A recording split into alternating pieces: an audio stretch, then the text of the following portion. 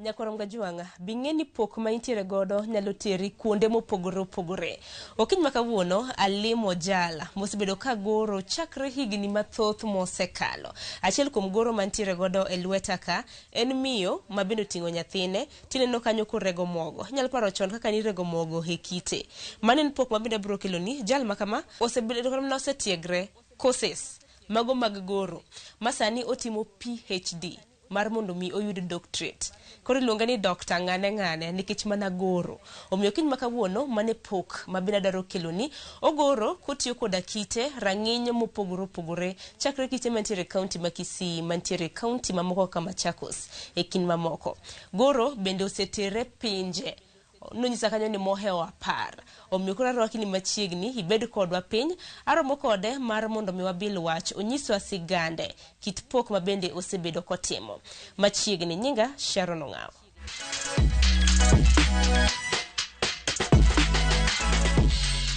Nyakorom gajuangi sani hasebedo piny mano mar bilo wach gi jala mosebedo ka loso mwandu mabende neno kopedhe mesa nitiere moro bende batha kaindi. Arwaki ni machiegni maini chenro mar poko pogore kwa chako ichako na gi nyingi tijakanye. Erokamano, nyinga iluongo ni Jared Oro makamutondi to awuok e piny kama gambo kata Kisii kama iluongo ni Kosir e kama nonyuolae to ng'at mong'ere kanyo en kwarwa maniluongo ni tong' maudo keyo. Koro oyudo ka an kane adongo e dalano ne oyudo ka jo gweng'wa ne tiyo tich mar golo to ne gibawo mana kite to nopo ka puonjora mana matin kane boda nyathi kane aneno jodongo na katiyo to bende na adhi abedo machiegni kodgi ma puonjora golo ni. To bang' mano wuona notama ni kaka dhi mbele nikech nyithi skul mandalo go eko noweyo skul magidhe donje e wach golo gigi nikech ne giyudo pesa mang'eny. Koro ka wuona noneno kamano nyisi ni awera kodgi mondo adhi mbele gi somo. Mano ne en higa mane? Apa ne gimoro 1973-74 kane bora tin. Gerald, kiwacho sigandi, dibed ni puonjore kendi kosentere ng'at mano puonji tijne? Adier puonjro na puonjora kenda chakruok ne. To bang' mano kana dhi e skul, kana puonjora mondo abed japuonj, nobedo ka japuonj na moro nofwenyo ni an gi mich miluongo ni talent. Koro mich no goero omiyo nonyisa ni kaka dhi anindi. Koro kana sea puonjora mondo abed japuonj, naparo wach mane japuonjra nonyisa obedo koro kapanere kaka datim mondo mi adhi mbele gi tich goro niendi. Koro adhi a register ndalogo ne nitie gimiluongo ni form 6 a register private mondo apuonjra tich mar golo mana timo penj art and craft ndalogo niluongo ni fine art. Koro kase tieko ayudo kase kalo penjino mane oka expect na nyaro kalo to omiyo abedo gi hera mar dhi mbele gi goro niendi. Kasebedo ni asetimo penj monyisa ni koro kaka abet kamano ero anyaro koro dhi mbele gi tich goro. Bang' mano sirikal noyudo ka gidwaro japuonj manyalo dhi puonjo nyithindo wach art. Koro kanoyudo ni asekalo penj niendi koro gigole puonjo mar primary school to gitere a high school. Ne gitere kama iluongo ni Tabaka High School. Ma koro ne achako puonjo nyithindo tich mar fine art. Mar koro kase nas puonjo gi kamata para ni what nyalo bed ni ka jopuonj oyudore manyalo puonje high school no ane ja P1 tinyalo duoka kanye e primary school. Koro awacho ni oyo. Achaka adhi medo somo. Adhi e Kisii University mana timo diploma in education. Koro bang' mano kana setieko diploma koro adhi high school ni mana bedo kanya puonjo high school na puonjo art gi Kiswahili kuom higni moko 17. Koro ka abedo kamano e rachaka nini nyaka dhi mbele gi wachni. Koro adhi apply mabiro Kenyatta University ma timo my first degree in art, fine art. Bang' tieko fine art koro noora mondo adhi Asumbi Teachers Training College. Adhi apuonj jopuonj korka wach art and craft. Mano koro kana adhi kanyo apuonjo jopuonjore mane dhi puonjo nyithiwa e schools. Asumbi kanyo be natiyo higni 16 kane bod kor apuonjo art and craft ma bedo head of department. To bende kadhi mbele matin oyudo kapo ni aneno ni owinje mondo adhi amed somo, achaka duogo Kenyatta University mana dimo masters in fine art. To masters niendi koro nochuno ni abed a practical aspect, no kao kamoro miluongo ni public art. Koro public art no kane atimo na specialize kuom golo mar kite kod monumental, nikech noyudo ni Kenya koro ng'iere oko kor kawach ringo, athletics gi Kenya ong'ere ahinya. Koro mano wacho ni ere gima datim kana neno gapono ni ng'ato kodonjo Kenya kae onge gimoro madinyis ni Kenya is an athletic country. Koro atimo research mane adhi ng'iyo jo kaka Kipchoge Keino, jomoko mane ringo chon ka ni ang'o ni kaka nyalo immortalize gi the spirit of sportsmanship in Kenya through monumental artworks. Koro apani kite gi natural resources ma yudore kuonde mopogore opogore. Mane atimo research no, kasetieko koro achaka dok Asumbi. Ka dok Asumbi kendo achaka apani koro ma nyaka dhi kode mbere ma achopie gikone. Koro gikone en mane timo PhD. Koro an student ma timo PhD, to PhD na endi koro a research kum tich mar immortalizing our athletic spirits gi technology kum mitiyogo kite gieki. Bende daro mar mondo miler ne nyikwa Ramogi Juang kite mitiyogo nikech ang'e ni kite to nitiere mopogore opogore. Kit to opogore opogore kendo Kenya wan gi hawi ni Nyasaye noloso pinywani man gi kite bila mang'eny. To kuom research nitie kite moko kaka moko man e piny Kisii miluongo ni Kisii soapstone ma watiyogo mang'eny. Koro kite ma Kisii soapstone gieki chemical composition margi giwacho ni gin gimiluongo ni talc. Talc kono kendo gin gi calcium. Emomiyo ka mon moko nigi ich samoro gichamo nikech of calcium deficiency gichamo Kisii stone yendi.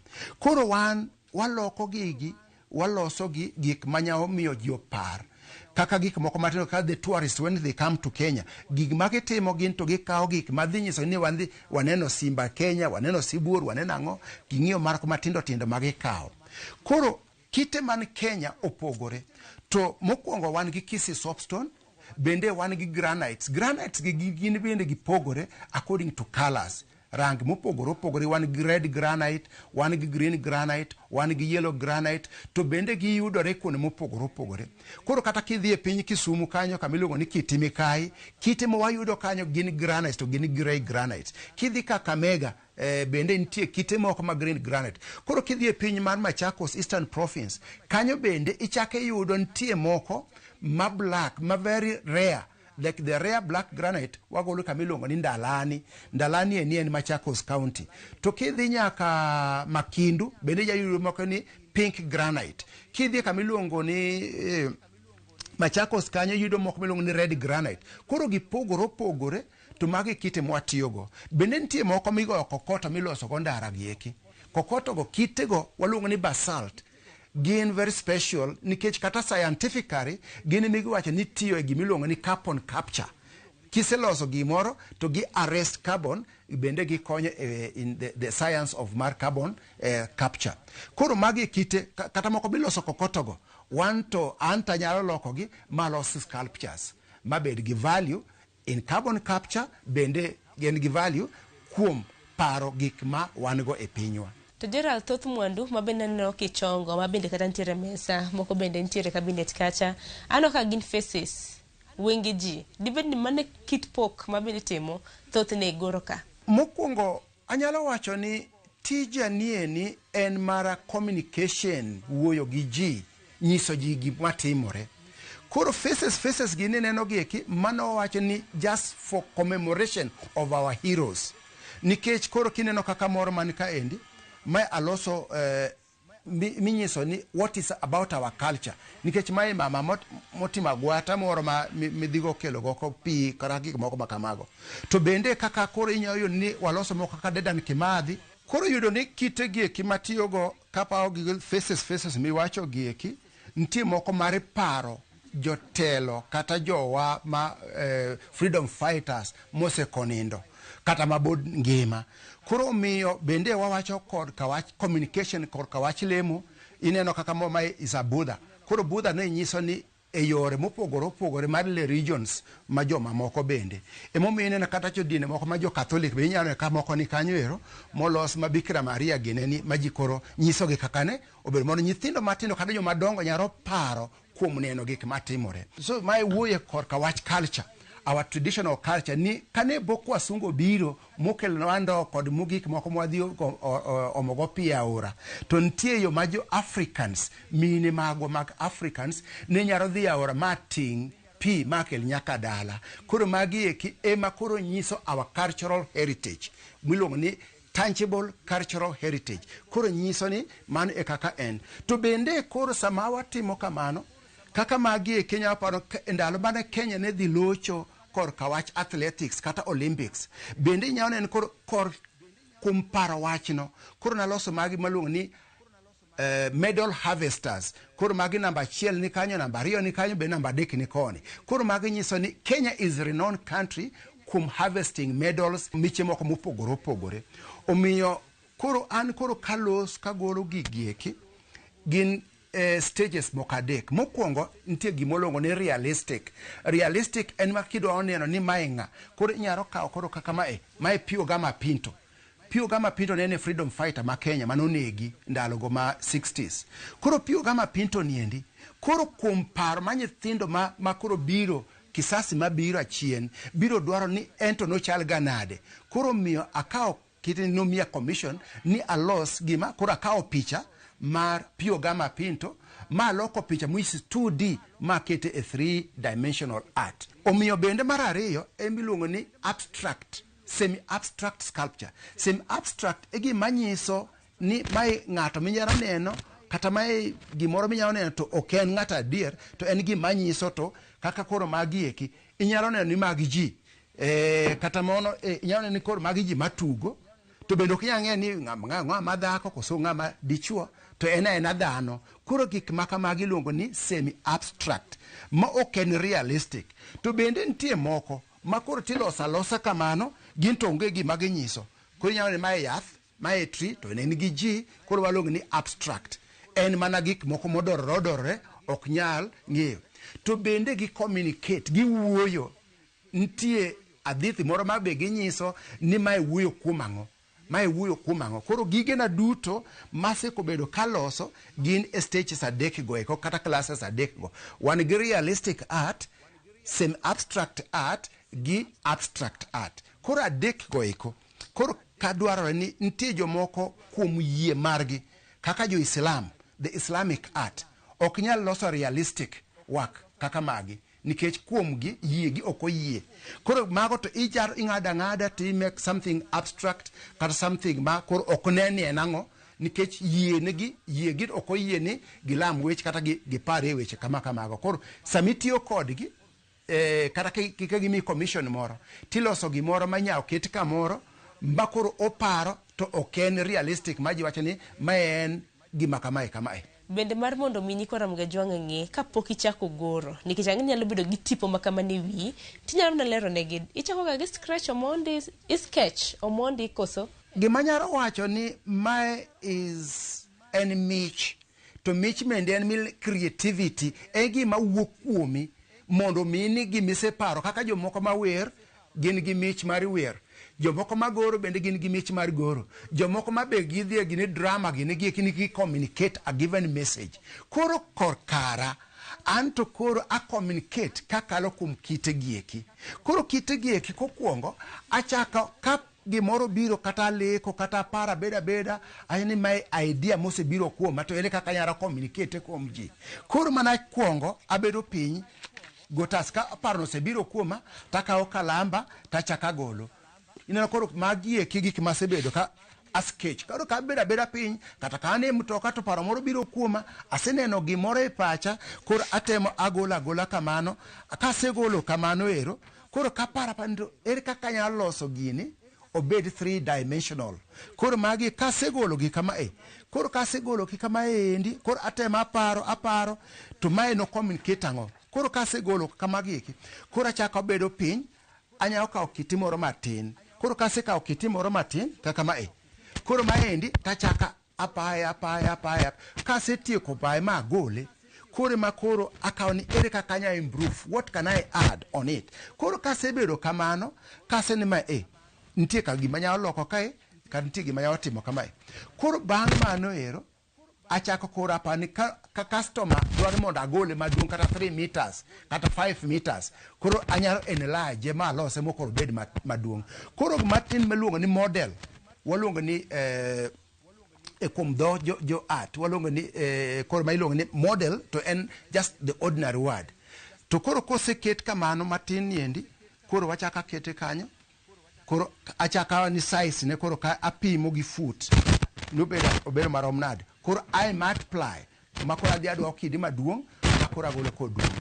Adani walos kotenre kod achievements magi, nanno kintiere gi medela e mesa kanyo, ntiere mirwako mantiere goki kata mne kori e kind mamoko. Achievement anyalo wacho ni ging'eny, to bende agone Nyasaye erokamano nikech mano mich mosemiya wuotho pinje mopogore opogore.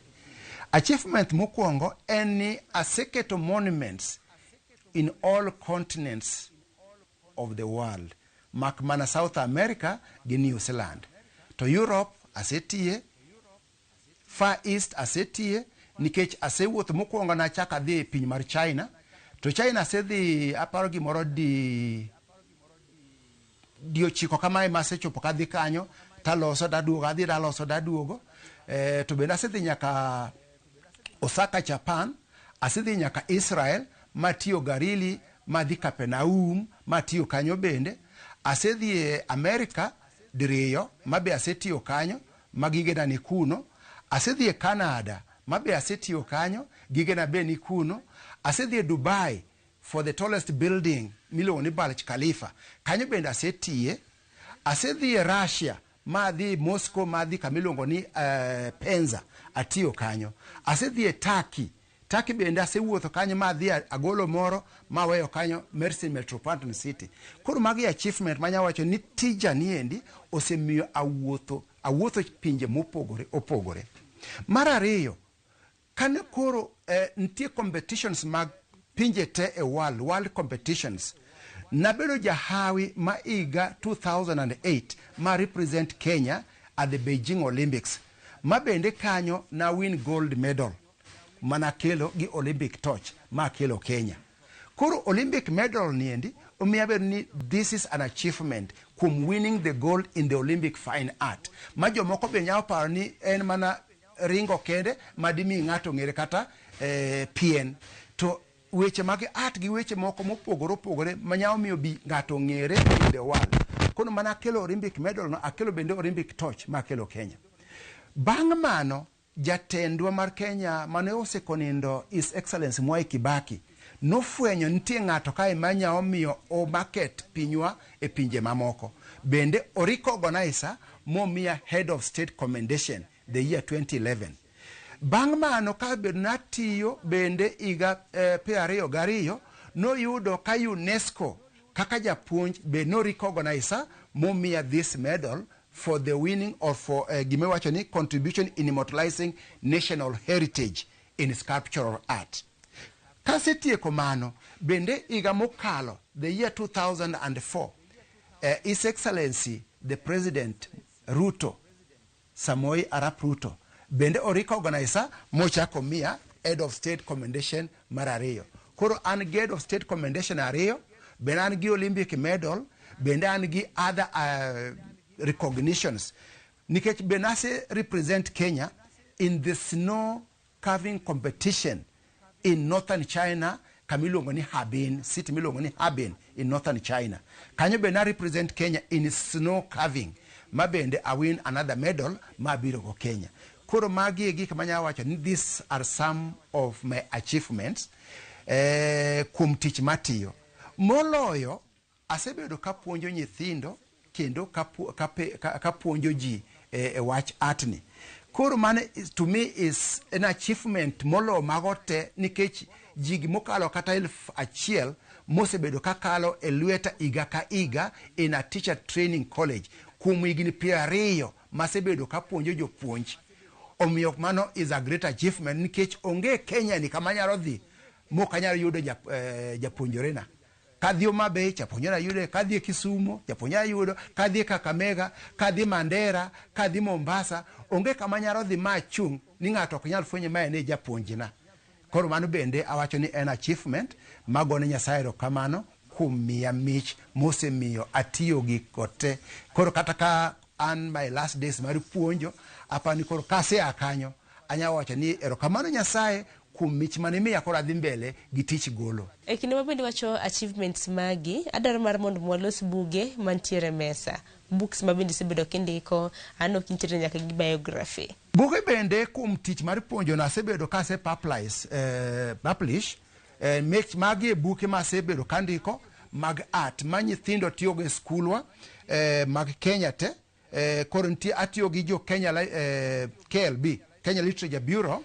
Koro Kenya Literature Bureau kanyo asebedo kandiko buge gieki mag visionary art and craft ma nyithindo somo e school, chakre grade 1, grade 2, grade 3, grade 4, grade 5, grade 6 asebedo kasebedo kandiko kod jopuonjre mamoko. Koro magi buke mag this grade 3, my grade 4, my grade 5, to moko mag grade 6, 7 and 8 asebedo ka be author buke go eko mondo omi legacy na niendi mar tich mar art bende nyithindo obedgo.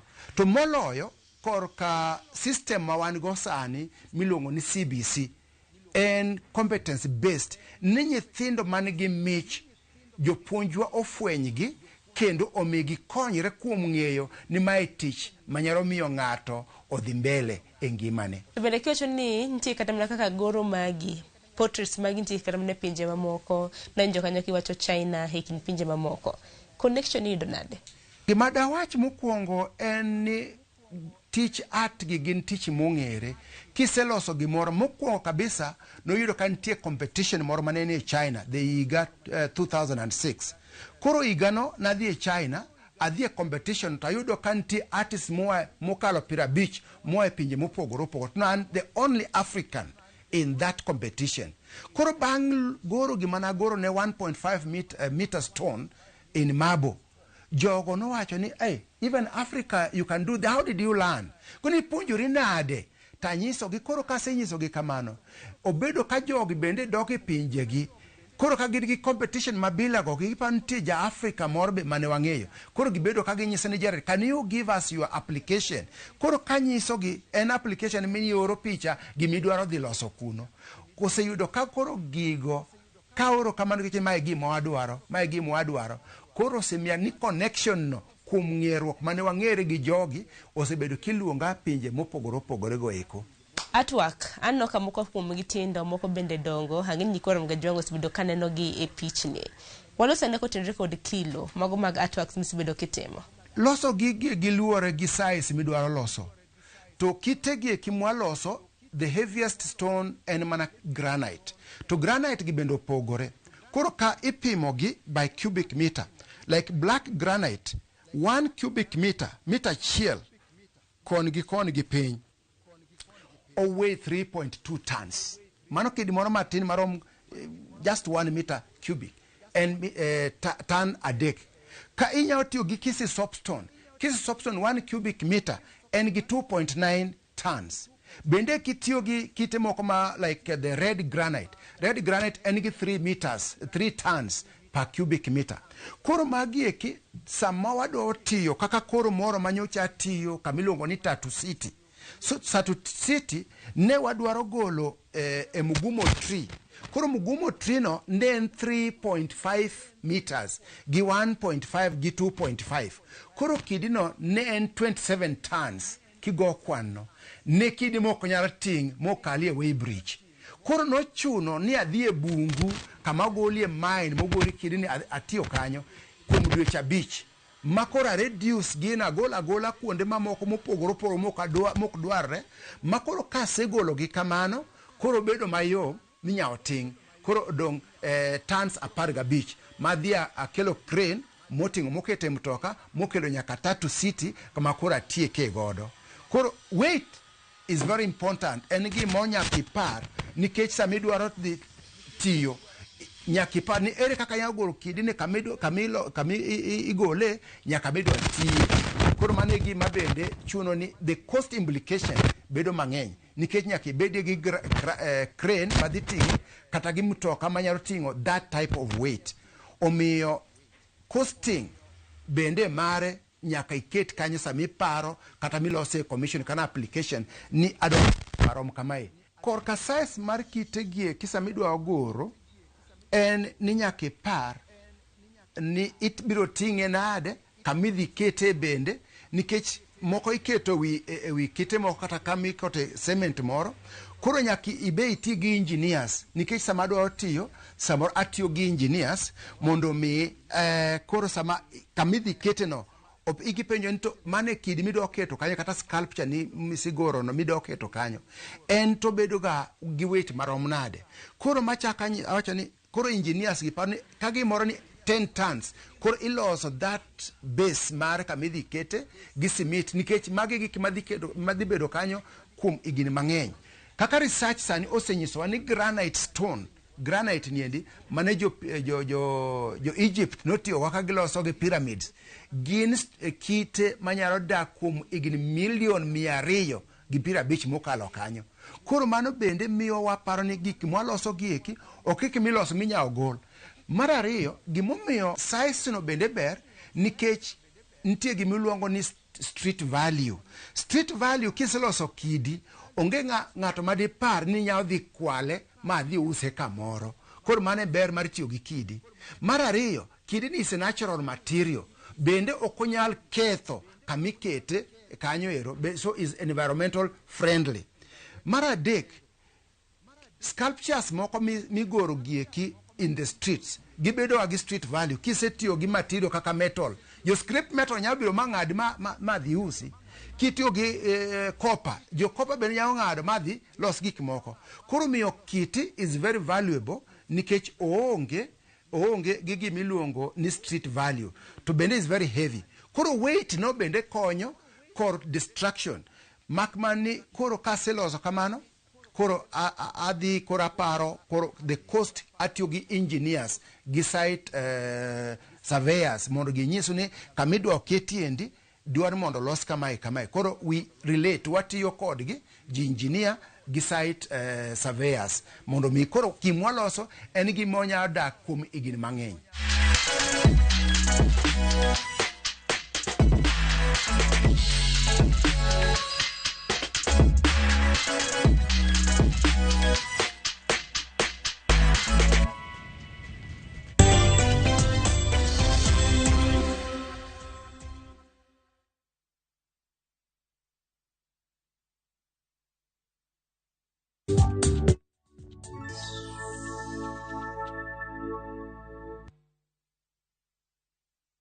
And the nation at large will be men and women that seek only what is good before you and good for your people. Grant them wisdom so that in the course of their duty to advise the president, in the course of action he should take in leading our nation,